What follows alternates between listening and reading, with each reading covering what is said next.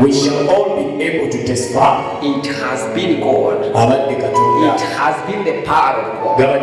The wisdom that we release in this house, the power that we dispense every day, it has made it possible for these things to happen. And your life is going to change. I am telling you. Tubadde wano nga abaweereza baweereza. If someone comes n'afuna oluyimba the spirit gave me that's not a small thing. That means there is a spirit speaking to that person. There is a river flowing in the life of that person. And if they can only allow that river to continue as that river flows, it carries waters of life. Some of these rivers are rivers of fire. Some of them are rivers of the Spirit of God. Some of them are rivers of the Spirit of God. And so if we can only allow those rivers to keep flowing, I am telling you, there is not a single empowerment that is much better than that. If you keep here, if you hear a voice in you and it is a song, sing along. Today you hear that voice and then begin to sing. One day you go and you forget the song. But if you keep laboring in the presence of God, another voice will come with another sound, with another rhythm. And as that continues to happen, your spirit is waking up. And the moment your spirit is activated, you are a different man. I am telling you. Praise the Lord. And so, this morning we were supposed to share about an extension of the meekness that the Lord has called us to. Remember the past weeks we have been sharing about us being the sheep of Christ. Last week we brought it down to the wisdom of meekness. And there is another very powerful thing that we are supposed to share, and that is coming to the place of rest in God. Very powerful. We shall not share it because we don't have time. Praise the Lord. Together share. But this is very powerful. And I am praying to God that as we get to share these things, there is a wisdom that gets hold of us to help us navigate through. So we get to a place where this wisdom will I am telling you, we shall be so patient. We shall not come into the place of rest. You go back and read about the scriptures. The book of Matthew, I think chapter 11, verses 28. Let me see. I am going to just read that scripture about this subject, because we are not going to share about it.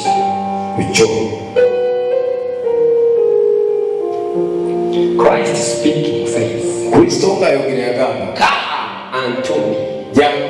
Matthew 11:28. Come unto me, all you that labor and are heavy laden, and I will give you rest. Take my yoke upon you and learn of me, for I am meek and lowly in heart, and you shall find rest for your soul. So meekness and rest go hand in hand. And those too take their route in the dimension of the sheep. The sheep dimension of man.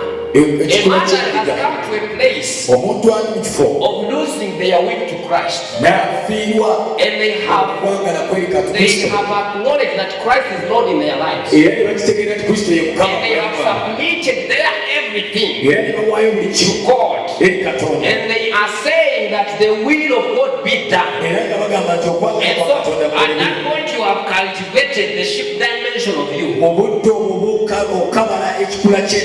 when you read the book of Ezekiel, chapter 34 verse 31, God speaking, he said that his pasture is to his sheep. And so therefore, that which God means that his provision is unto the sheep.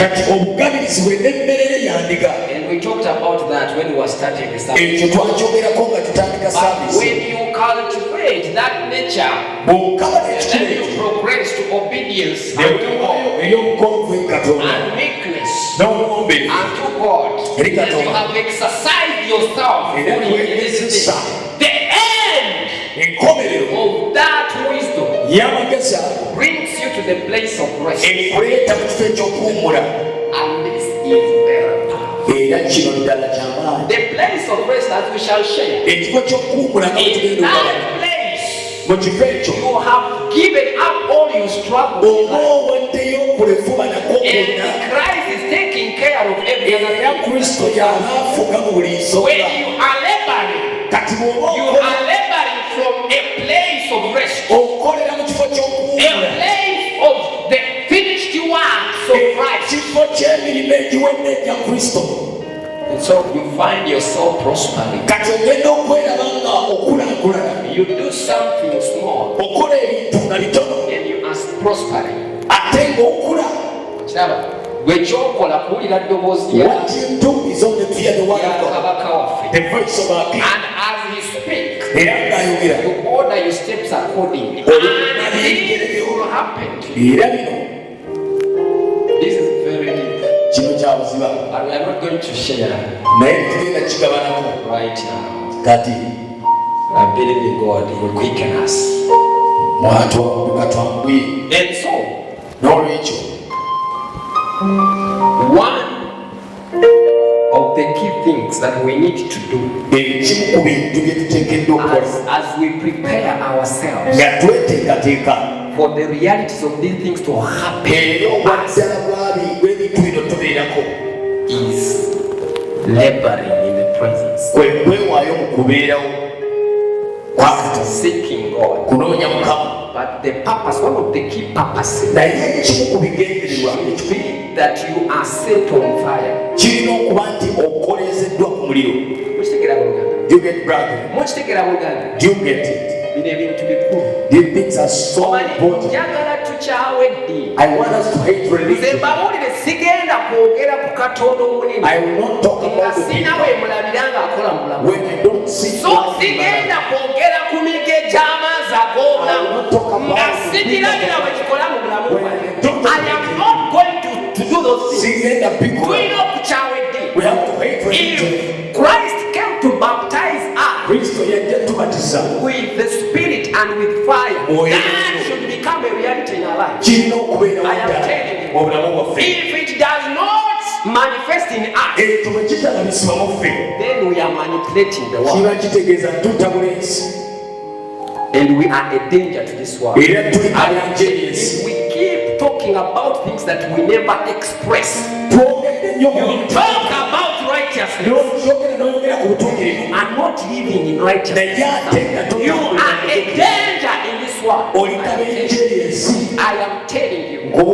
And so we should come to a place where we are saying we are manifesting the things that we are telling the world. If I move to the streets and I am telling people to get born again, and then I am going door to door preaching, and I am telling them, no, come to the kingdom. There is glory this side, there is goodness this side, and then I am unable to manifest those things. I am a danger to to that person, I am telling you,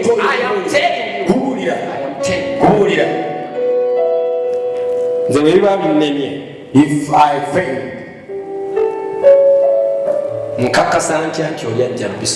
how will I be sure that he will do it? The one I'm talking to, come and get saved. Don't think if I'm not how sure I am telling you that is a very big problem that we do have.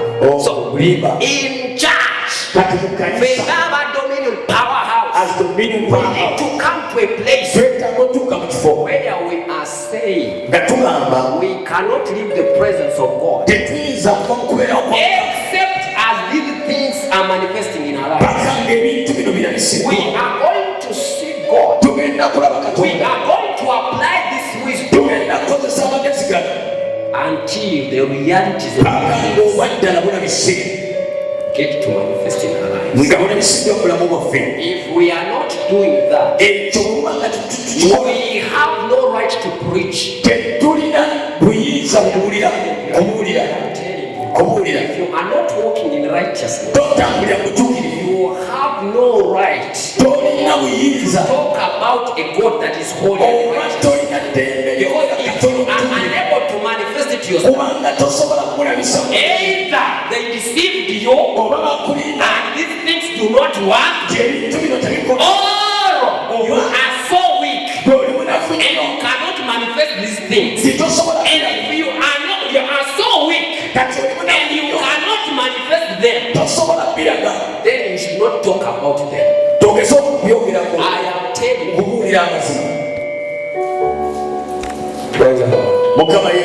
our first thing is to seek the fire of God. The baptism of the fire should come, because it is by that baptism of the fire that we are going to take over. Ne katonda tagenda kutuula mu bulamu bwo mbatte mulimu. If your life is not in fire, that scripture in Revelation, you are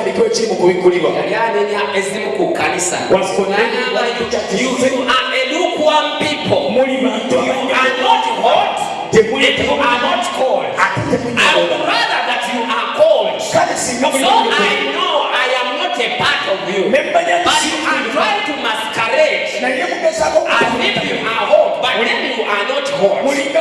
And because you are doing such a thing, I will spew you out. Kubanga katonda tatula mu kifo awatali waka. God does not bring the place where there is no fire. If you do not carry fire on your inside,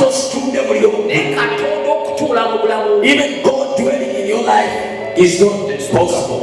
It is impossible. I am telling you.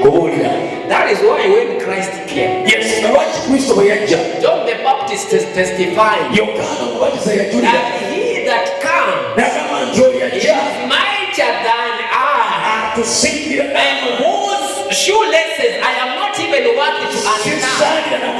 That will baptize you with the Spirit and with fire. Because the criteria is for God to tabernacle in a place, fire must be there.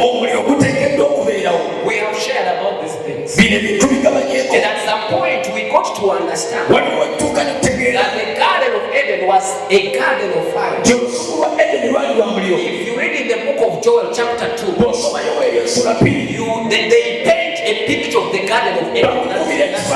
So when you hear that God used to walk into the Garden of Eden, because there was a fire.